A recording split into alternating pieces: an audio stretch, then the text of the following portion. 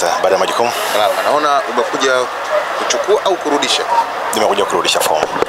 Umekuja kurudisha fomu ya mzee au wewe mwenyewe sasa? Nimekuja kurudisha fomu ya mzee Dr. Mbete Mshindo Msola. Mimi ni mwanae, naitwa Mshindo Msola pia, ni mtoto wa kaka yake, mdogo wake. Leo tumeona ni siku sahihi na siku yenye baraka kurudisha fomu ambayo walishaichukua, na leo ndio siku yake tumekuja kurudisha. Labda fomu umechukua na kurudisha, unaona imekamilika kwenye kila kitu, maana kuna mchakato wa mambo ya endorsement. Wewe umefanikiwa au daktari amefanikiwa?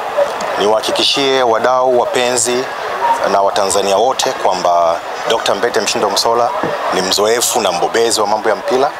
Kwa hiyo anafahamu taratibu za mpira, kwamba kila kitu kiko safi na kiko salama. Mchakato mzima wakati unachukua fomu na kurudisha, kuna buku yako, kila kitu kiko very smooth, na tunashukuru tunashukuru TFF, taratibu ni mzuri na hakuna bugu yoyote. Pengine kilichopelekea mzee asiwepo na wewe kuchukua nafasi ya kumwakilisha ni kipi? Dr. Mbete ana dharura leo, ana dharura, yuko nje ya mkoa, ila mimi kama nilivyosema awali, mimi ni mwanae na ni mwanamichezo pia. Kwa hiyo nimeona ni sahihi kuja kutekeleza jukumu lake hili ambalo ni kawaida kikatiba. Katiba inaruhusu kumletea fomu yake.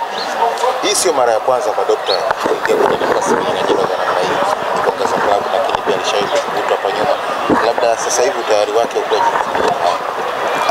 Ukishakuwa mzoefu ni mzoefu tu. Huwezi kuumbishwa sana.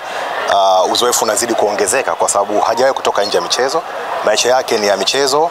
Yeye ni msomi wa michezo wa mpira. Kwa hiyo tegemeni tu kwamba kama atabahatika, Mungu akimjalia kuwa kiongozi, basi tutegemee mambo mazuri na makubwa kutoka kwake.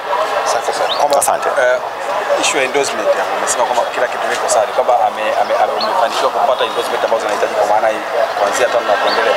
Labda niliseme tena hili kwamba Daktari Mbete Mshindo Msola ni mbobezi wa haya mambo na anafahamu taratibu za uchaguzi. Kwa hiyo niotoe shaka kwamba kila kitu kiko sawa kabisa.